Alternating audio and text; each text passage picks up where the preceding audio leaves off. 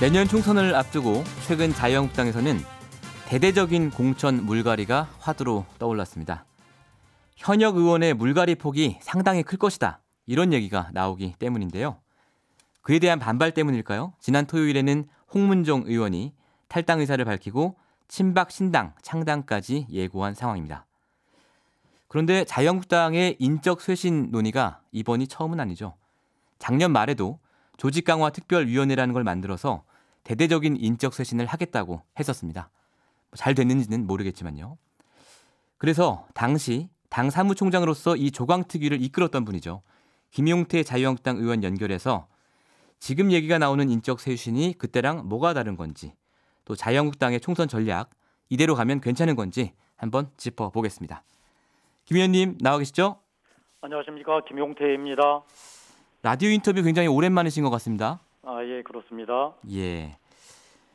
뭐 제가 앞에서도 언급을 했지만 그 홍문종 의원이 지난 토요일에 탈당을 선언했습니다. 아직 탈당계는 안 냈지만요. 어떻게 홍 의원 시작으로 다른 친박계 의원들의 추가 탈당도 점쳐지는 분위기인가요? 당내 분위기가요? 그러니까 정치적으로 옳지도 않고 예. 당내 호응도 거의 없을 것 같고 예. 영향도 찻잔 속의 태풍으로 그칠 것으로 봅니다. 이 사실 정당이 분화하는 게 예. 이념이나 핵심 이슈에 대해 서로 다른 태도에서 나타나거든요. 예.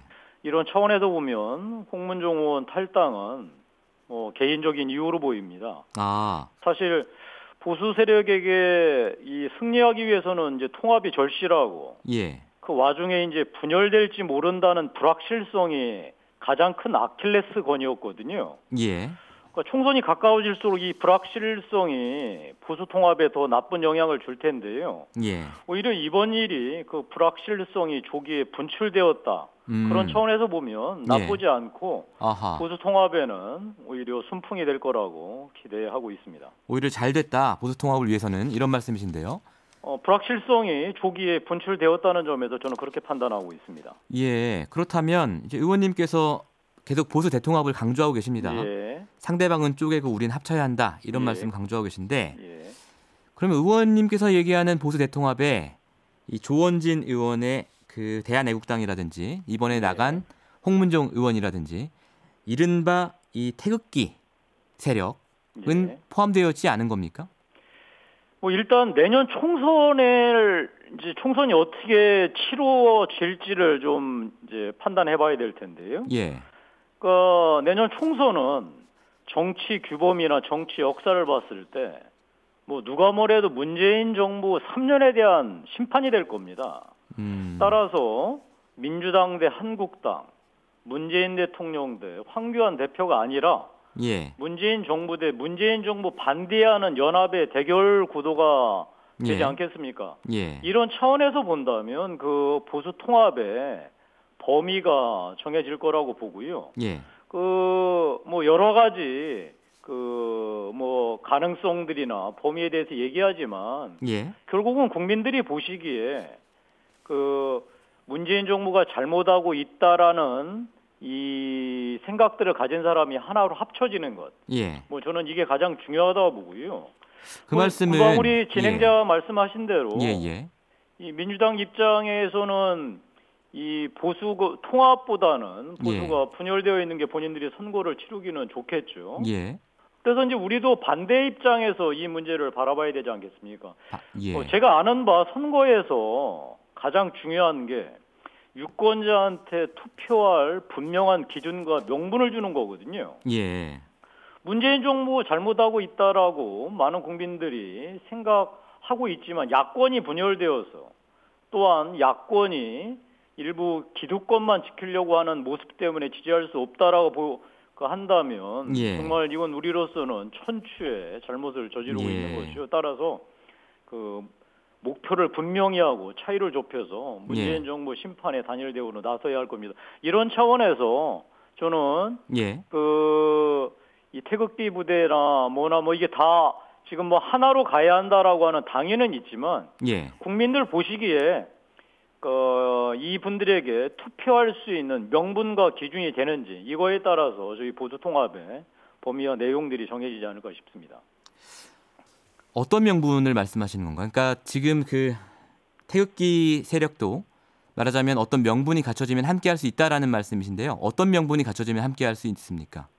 뭐 국민들 입장에서 예. 이 자유한국당을 포함해서 야권이 정말 절박하게 자기의 기득권을 내려놓고 이 문재인 정부의 실정을 비판하겠다라고 하는 이런 이제 분명한 비전과 목표를 제시해야 되겠죠. 저는 예. 이 태극기 부대와 이 기계적으로 통합하는 게 중요한 게 아니고요.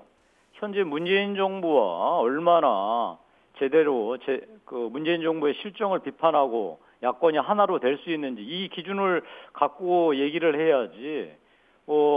지금 홍문종 의원 말씀대로 박근혜 대표의 탄핵이 잘못되었다 이 기준으로 한다면 국민들이 쉽게 동의하지 않겠죠. 저는 가장 중요한 건 문재인 정부의 이 실정에 대해서 이 야권이 하나 되는 모습을 보여주는 그런 기준으로 이 내년 총선에 임해야 된다고 생각하고 있습니다. 예. 이 대한애국당 같은 경우에 박근혜 전 대통령의 탄핵에 대한 입장이 어떻게 보면 당의 핵심 정체성인데 예. 그 정체성을 바꾸지 않으면 어쨌든 함께할 수 없다라는 말씀으로 이해도 되겠습니까? 예, 저는 그 점에 대해서는 이제 국민들께서 그것이 투표 기준이 된다라고 하면은 야권을 지지하기 쉽지 않을 거라고 보고요. 이 야권을 하나로 묶는 가장 중요한 투표 기준은 지난 탄핵에 대한 문제나 박근혜 대통령에 대한 입장이 아니라 문재인 정부의 실정에 대해서 어떻게 판단하고 보고 있는지 그리고 이 야권 내부가 스스로 자기 혁신을 통해서 새로운 비전과 이 생각을 가진 인물들을 내세울 수 있는지 여기에 달려있다고 봅니다. 예. 자, 총선을 반문연대로 치르겠다라는 이제 입장을 강조해 주신 것 같은데 예. 근데 이제 홍문정 의원의 탈당이 지금은 이제 의미도 없고 현실적인 영향이 또 없을 거다라고 예측은 해주셨지만 예. 홍문정 의원 본인의 얘기대로 정말로 한국당에서 40-50명의 의원이 합류를 한다면 네. 총선에서 방금 말씀하신 반문연대 프레임으로 가기는 좀 어려워지는 거 아닙니까? 저는 그럴 가능성이 거의 없다고 보고요. 예.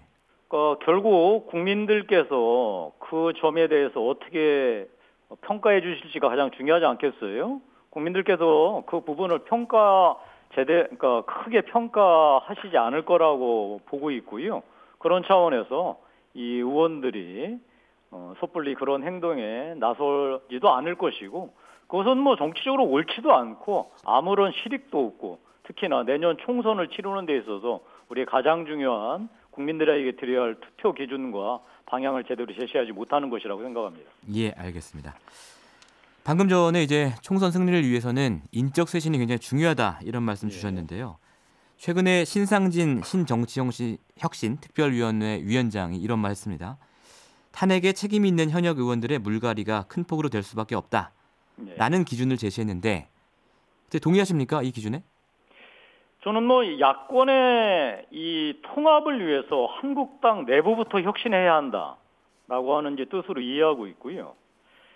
지난번 제가 조광특위 외부 인사들하고 이 인적 혁신에 대한 기준을 설정을 하는 과정을 거쳤기 때문에 작년 말에 조광특위 말씀하시는 거죠?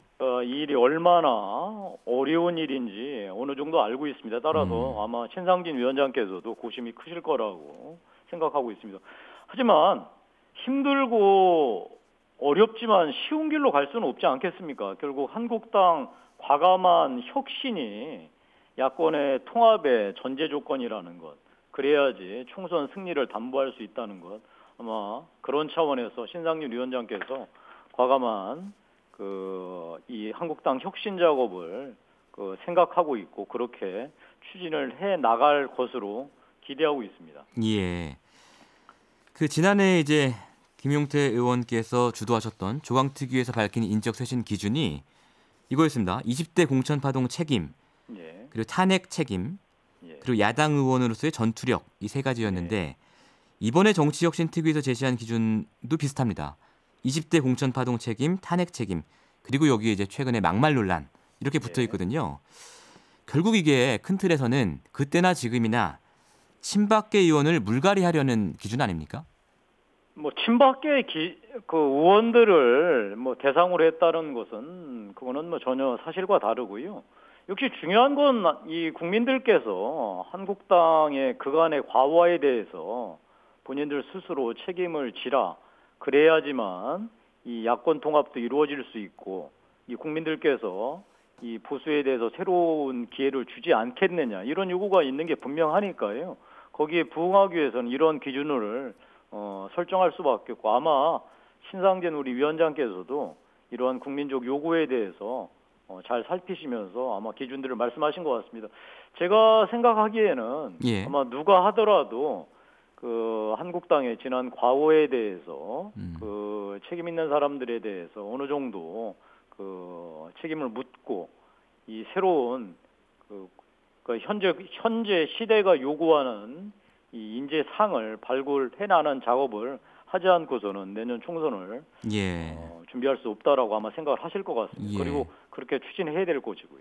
제 말씀으로는 뭐 친박계를 겨냥한 것은 아니다라고 말씀하셨지만 사실 이 기준이라면 거의 친박계 쪽이 걸릴 것 같고요. 그럼 결국은 이제 총선이 가까워질수록 친박계의 반발이 커질 거고 당의 내용이 더 심해지지 않겠습니까? 이것을 감수하고서라도 혁신을 해야 된다 이렇게 보시는 거죠? 그러니까 다시 말씀드리지만 이거는 어떤 특정 계파를 얘기하면 점점 더 수렁으로 빠질 거고요. 결국 국민들께서 그 제시해 주시는 기준 그 목표를 따라서 가면 됩니다. 아마 신상진 의원께서도 이 문제를 보시면서 결국은 이 정치권 내부 한국당 내부의 논리가 아니라 결국 국민이 제시하시는 기준에 따라서 가야지만 그 반발을 최소화하면서 과감한 인적 혁신을 이뤄낼 수 있지 않을까 싶습니다. 예. 그럼 이제 결국은 지금까지 나온 얘기를 쭉 정리해 보면 자유한국당 내에서 친박계를 어느 정도 정리를 하고 그리고 바른미래당과의 어떤 바른미래당에 나갔던 분들이 돌아올 명분을 좀 마련해주고 또 대한애국당하고는 함께할 수 없다. 뭐 이렇게 정리가 된다면 결국은 지금 자유한국당에 있는 이른바 복당파를 중심으로 바른미래당과 합쳐서 총선 치르겠다. 이런 얘기 아닙니까? 무슨 뭐 전혀 그런 차원의 얘기가 아니고요. 우리 뭐 진행자께서 생각하시는 거하고 자유한국당 인적 방향이 그렇게 특정 계파를 염두에 두고서 이루어질 수도 없고 줘서도 안 되고요. 제가 이제 분명하게 말씀드릴 것은 이 유권자께서 그 투표하실 수 있는 분명한 기준과 명분 제가 그 서울에서 3번 선거를 치르면서 제가 경험했던 것은 결국 유권자들께서 이 투표할 수 있는 명분을 어떻게 우리 정치하는 사람 입장에서는 제공하느냐 가장 중요하거든요. 지금은 이 국민들께서는 문재인 정부가 정말 잘못 가고 있다. 그런데 그 야당 하는 거 보면 미흡하거나 무언가 성에 차지 않는다 이런 말씀이시거든요. 결국 거기에는 인적 혁신이 국민들에게 가장 그 국민들께서 우리 야권에 요구하는 거고요. 이에 걸맞는 인적 혁신을 해내는 게 우리의 가장 중요한 임무 아니겠습니까? 그런 차원에서 저는 그 기준을 삼아 나가는 게 가장 중요하다고 생각합니다. 알겠습니다. 짧게 이 국회 정상화 문제도 좀 여쭤볼게요. 지금 원래는 이제 자유한국당에서 패스트트랙 철회, 사과 이것을 국회 정상화 조건으로 걸다가 지난주부터는 이제 경제청문회를 치러야 한다 이런 조건을 걸고 있습니다. 오늘 의원총회 열릴 예정이지 않습니까? 한국당에. 뭐 국회 당연히 열려야죠. 근데 문제는 정부가 추경해야지 경제가 좋아진다라고 지금 주장을 하고 있는데요. 과연 이게 타당한가를 분명하게 우리가 따져봐야 되지 않겠습니까? 그러다 실기하면 어쩌냐 이런 지적도 있는데요. 자, 그간 정부가 어땠습니까? 경제 나쁘지 않다라고 강변해왔거든요. 그러다가 최근 들어서 경제 하강이 심각한 상황이니 빨리 추경해야 한다라고 이제 주장하고 있습니다. 저는 이러한 주장이 과연 맞는지, 다음에 추경만으로 현재의 경기 하강 상태를 저지하고 경제를 다시 되돌릴 수 있는지 분명하게 따져봐야 됩니다.